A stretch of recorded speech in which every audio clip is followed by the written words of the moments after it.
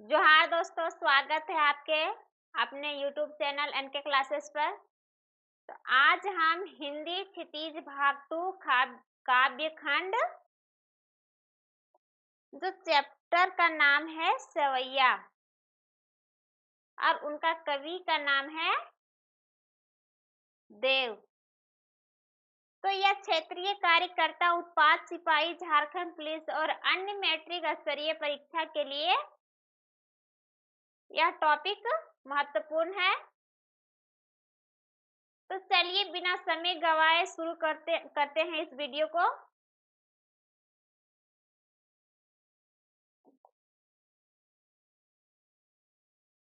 कवि का नाम क्या है?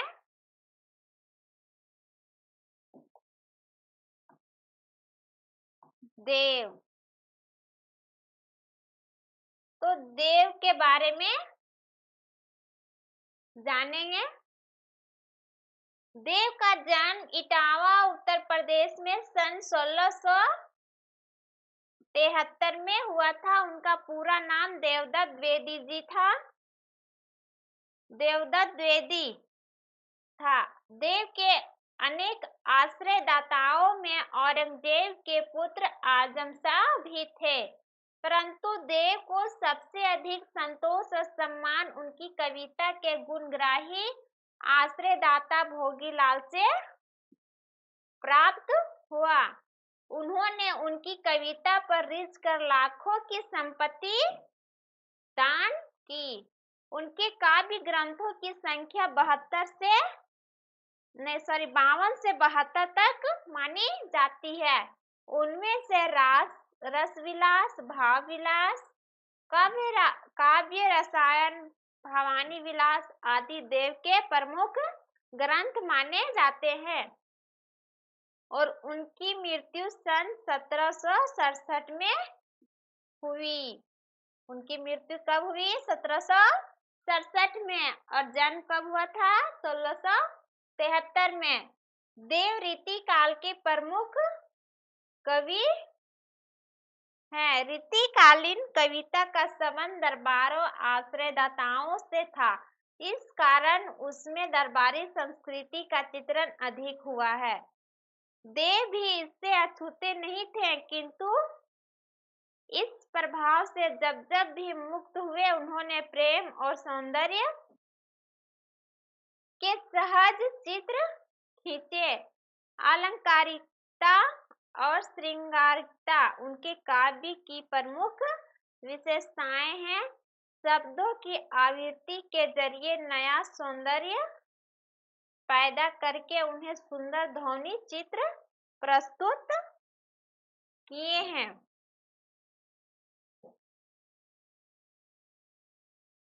तो चलिए काव्य खंड की ओर चलेंगे।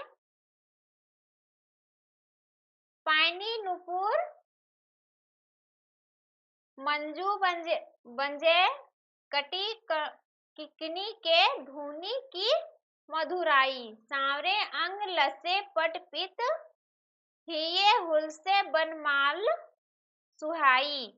माथे किकिट बड़े दृग चंचल मंद हंसी मुख चंद जुन्हाई। जे जग मंदिर दीपक सुंदर श्री ब्रज दुल्हा देव सहाई। इसका मतलब है, प्रस्तुत पंक्ति में कवि देव ने कृष्ण के रूप का सुंदर चित्रण किया है। कृष्ण के पैरों में घुंघरू और कमर घनी है, जिससे मधुर ध्वनि निकल रही है। उनके सांवले शरीर पर पीले वस्त्र तथा गले में वैजयंती माला।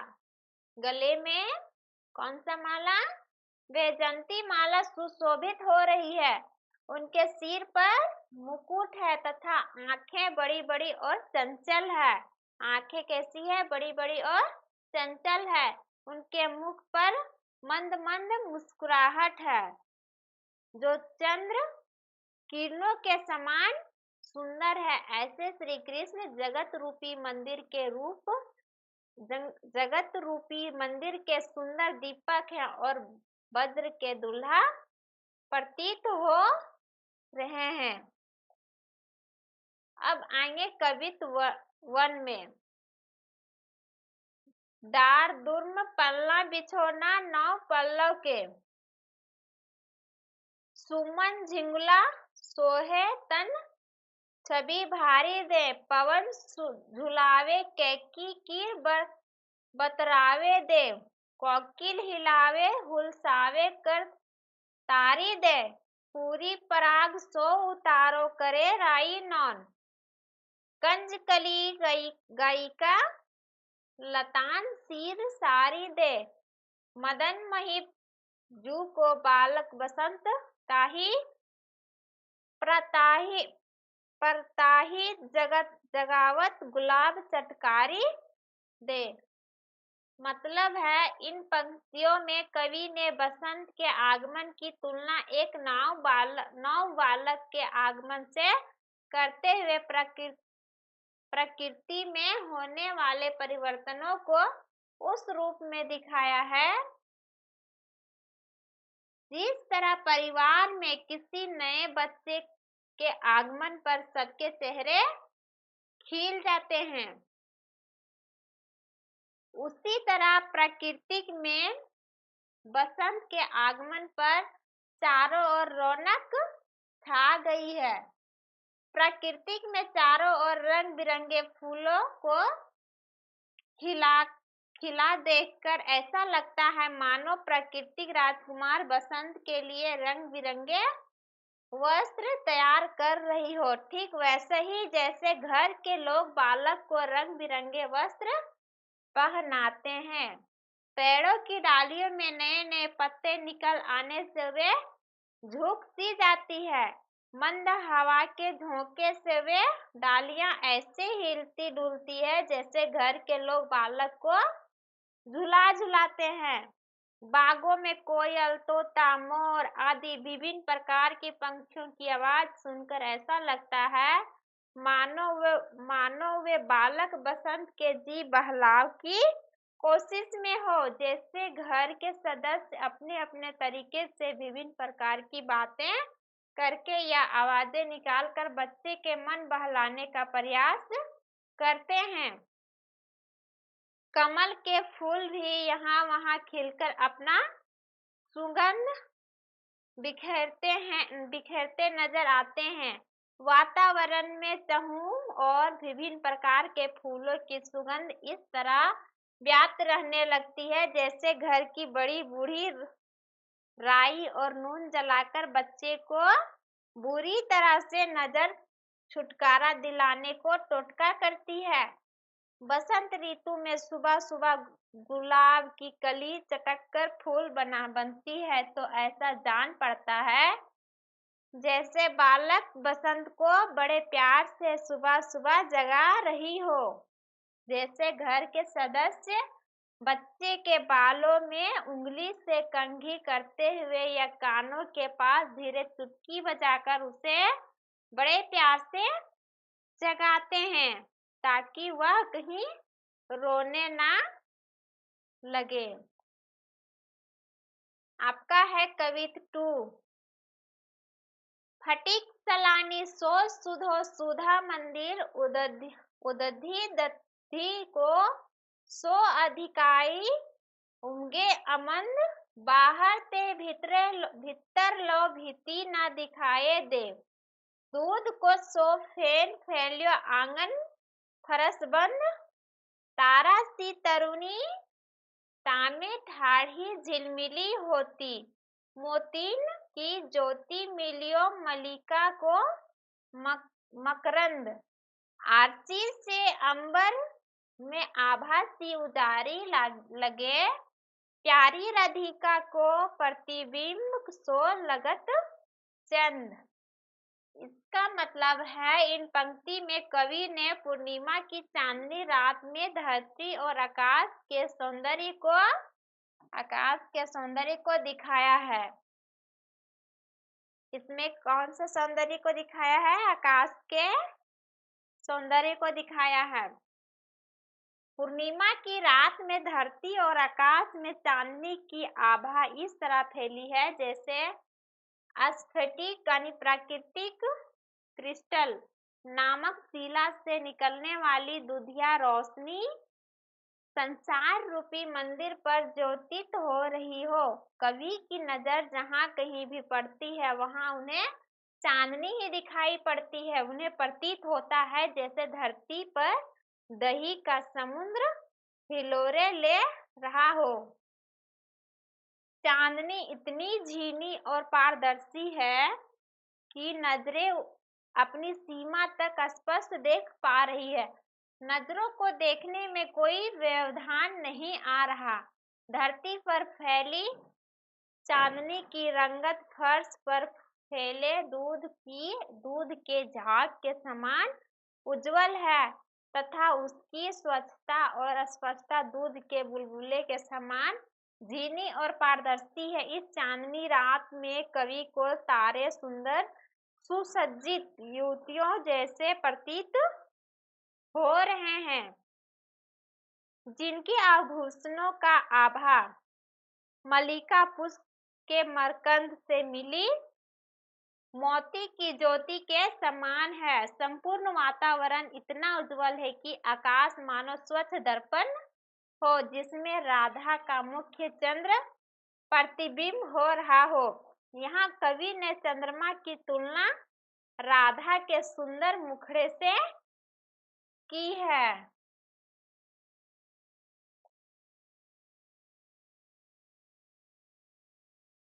तो ये आपका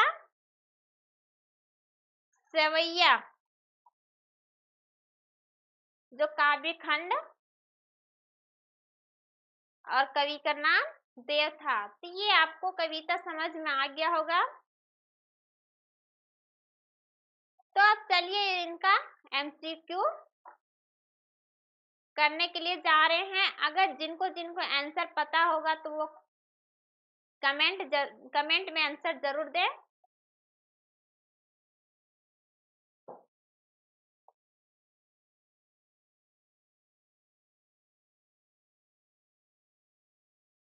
देव का जन्म कब हुआ था? तो हम कुछ देर पहले बताए थे कि देव का जन्म 1673 ईस्वी में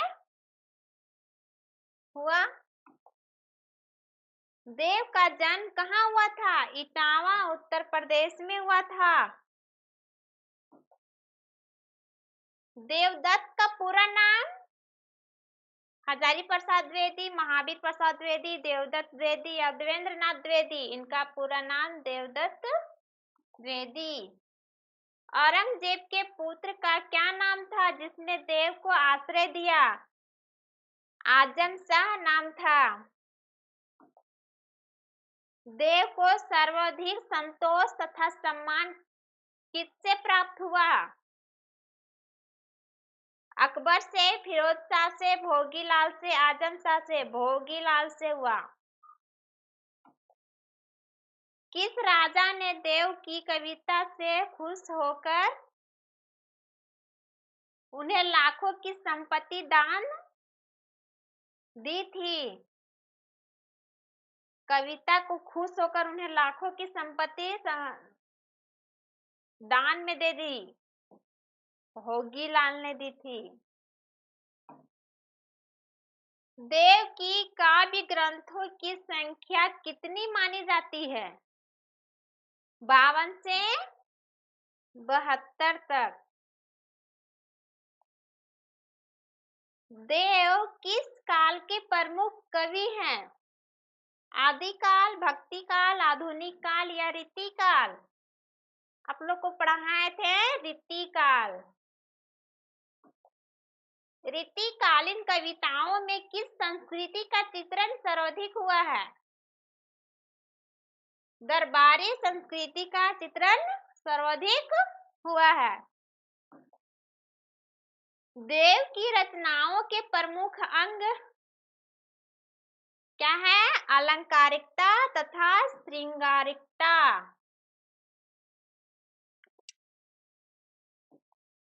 देव की प्रमुख रचनाएं कौन सी है? रस विलास तथा भाव विलास, काव्य रसायन, भावानी विलास, इनमें से सभी प्रमुख रचनाएं इनमें से सभी है। देव की मृत्यु कब हुई? 1767 ईस्वी में। श्री ब्रज दुल्हा किसे कहा गया है? श्री कृष्ण को, बलराम को, राधा को या उद्धव को? श्री कृष्ण को कहा गया है।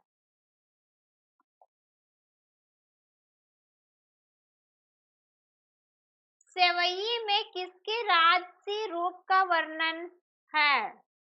बलराम, उद्धव, नंद बाबा या श्री कृष्ण? श्री कृष्ण का है। कौन सा श्रृंगार मधुर ध्वनि उत्पन्न कर रहा है?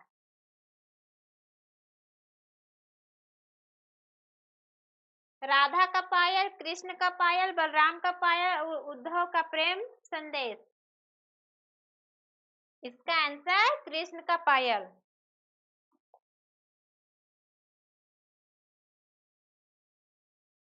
कौन सा श्रृंगार किनकिना रही है? कमर की करधनी किनकिना रही है। श्री कृष्ण के सांवले शरीर पर कैसा वस्त्र सुशोभित है? ये आपका पीला वस्त्र सुशोभित है। हृदय को कौन सुशोभित कर रहा है? वनमाला, चंद्रमाला, मुकुट, बसंत ऋतु? आपका वनमाला सुशोभित कर रहा है। श्री कृष्ण के सिर पर क्या है? चंद्रमा, सूर्य, मुकुट या प्रसन्नता? आपका मुकुट है। श्री कृष्ण की आंखें कैसी है? चंचलता पूर्ण है। श्री कृष्ण के मुख की तुलना किससे की गई? चंद्रमा से की गई है। समस्त संसार को कौन प्रकाशित कर रहा है? श्री कृष्ण का श्री कृष्ण संसार को प्रकाशित कर रहा है। कवित्व में देव ने किस ऋतु का हृदयग्राही वर्णन किया है? बसंत ऋतु का हृदयग्राही वर्णन किया गया है। बसंत ऋतु की कल्पना किसके रूप में की गई है? कामदेव के नव शिशु के रूप में की गई है। पेड़ की डाली किस रूप में है? बालक के झूले के रूप में है। वृक्षों के नए पत्ते किसके लिए बिछे हुए हैं?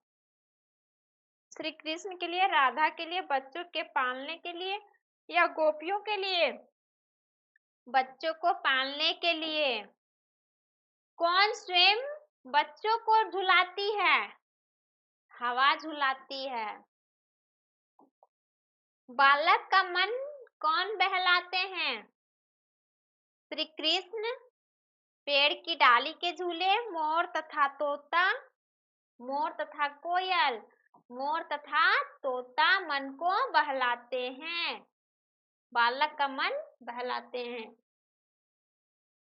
कौन बालक को हिलाते और तालियां बजाते हैं? कोयल।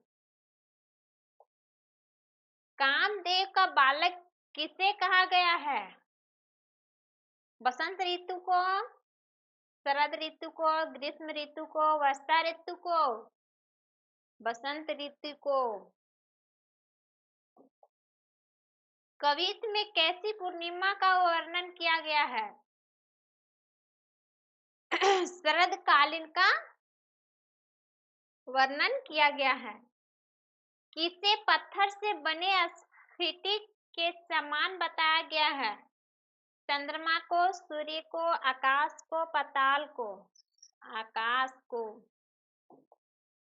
आकाश की सुंदरता कैसी है? सफेद रही के समान, पीली पट्टी के समान, काले भौरे के समान, नीले रंग के समान? आपका सफेद रही के समान है। अपनी चांदनी बिखेरता चंद्रमा किसके प्रतिबिंब के समान प्यासा लग रहा है? राधा। इसका आंसर राधा होगा। प्यारी राधिका को प्रतिबिंब से लागत चंद में कौन सा अलंकार है? प्रतीप अलंकार, विभावना अलंकार, सौंदर्य अलंकार, उभय अलंकार? तो इसका प्रतीप अलंकार इसका आंसर होगा। कवि कैसा छंद है?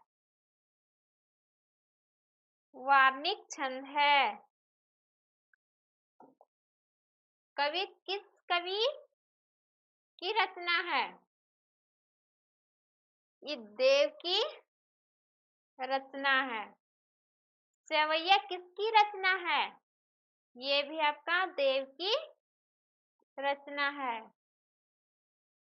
देव कैसे कवि हैं? दरबारी कवि हैं। फटिक तिलानी सो सुधायो सुधा मंदिर, इस पंक्ति में कौन कौन से अलंकार हैं? रूपक एवं श्लेष, उपमा एवं रूपक, अनुप्रास एवं उपमा? इसका आंसर अनुप्रास एवं उपमा ही होगा। झिंगुला का क्या अर्थ है? घुंघरू, कमरबंद, पायल या बचपन में पहनाए जाने वाला ढीला वस्त्र? इसका आंसर डी होगा। दूध को सो फेन यहाँ किस अलंकार का प्रयोग हुआ है? रूपक, उपमा? इसका आंसर उपमा होगा। केकी कीर किसे कहा गया है? केकी कीर किसे कहा गया है? कोयल और कबूतर, मोर और तोता, तोता मैना या कौवा और गौरैया? मोर और तोता को केकी कीर कहा गया है। मंदहसी मुखचंद जुन्हाई में निहित अलंकार का नाम लिखिए। ये आपका अमक होगा, रूपक होगा या उत्प्रेक्षा या उपमा? इसका रूपक होगा। प्यारी राधिका को प्रतिबिंब सो लगत चंद, इस पंक्ति में किस अलंकार का प्रयोग हुआ है? इसमें प्रतीप अलंकार का प्रयोग हुआ है। उतारो करे राई नोन का क्या अर्थ है? राई और नोन को उतारना या राई और नमक के द्वारा बच्चे के सिर चारों ओर घुमाकर नजर उतारना? बालक रूपी बसंत का बिछौना बना है रुई से, मखमल से, ऊन से या पेड़ पौधों के नए नए कोमल पत्तों से? मखमल से बने हैं। बालक रूपी बसंत की नजर कौन उतार रही है? कोयल, कंजकली, सता या गुलाबी पत्तियां?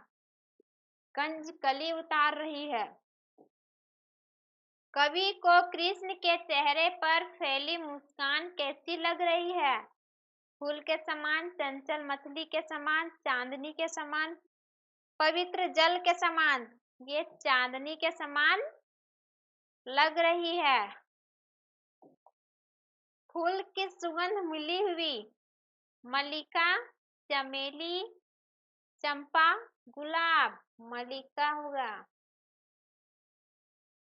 कवि ने चांदनी रात को सुंदरता को किन रूपों में देखा है? आकाश के स्फटिक शिलाओं से बने मंदिर के रूप में, यही से छलकते समुद्र के रूप में, दूध के छाग से बने फर्श के रूप में या उपयुक्त सभी? इसका आंसर सभी होगा। डार हूम चटकारी दे कविता में कौन सा गुण है? प्रसाद गुण, माधुर्य गुण, ओज निर्गुण, इसका माधुर्य होगा। कवि देव की भाषा है अवधी भाषा, ब्रज भाषा, खड़ी बोली, संस्कृत भाषा, इसका ब्रज भाषा है। कवि देव किस काल के कवि है? ये आपका रीति काल के कवि है। प्रातः काल बसंत को चुटकियां बजाकर कौन जगाता है? कमल, गुड़हल, गुलाब या पत्तियां? गुलाब जगाता है। संसार रूपी मंदिर का दीपक किसे कहा गया है? परशुराम को, लक्ष्मण को, श्री राम को या श्री कृष्ण को? श्री कृष्ण को कहा गया है। कटी किंकिनी का क्या अर्थ है? गले में पहनाई जाने वाली माला, कमर में बंधी जाने वाली करधनी को हम कटी किंकिनी कहा जाता है। डाढ़ दुर्म नाम लिखिए चटकारी दे, इस कविता में निहित रस का? वात्सल्य रस, श्रृंगार रस, भक्ति रस, शांत रस? वात्सल्य रस है। बसंत खाली स्थान संतान है, मंद महीप की संतान है। किसकी जगमगाहट राधा की सखियों की तरह जग रही है? बल्ब की, सूर्य की, चंद्रमा को, तारों की? तारों की। कवि देव ने चांदनी की कल्पना किसके रूप में की है? सुधा मंदिर, देव मंदिर, सौंदर्य महल, इनमें से कोई नहीं। तो इसका आंसर आपका सुधा मंदिर होगा। तो ये आपका था एमसीक्यू। तो सबको आप लोग को समझ में आ गया होगा। तो यह वीडियो आपको पसंद आया हो तो लाइक करें और दोस्तों के साथ शेयर करें और हमारे चैनल को सब्सक्राइब करें। मिलते हैं अगले वीडियो में और एक नए टॉपिक के साथ। Thank you.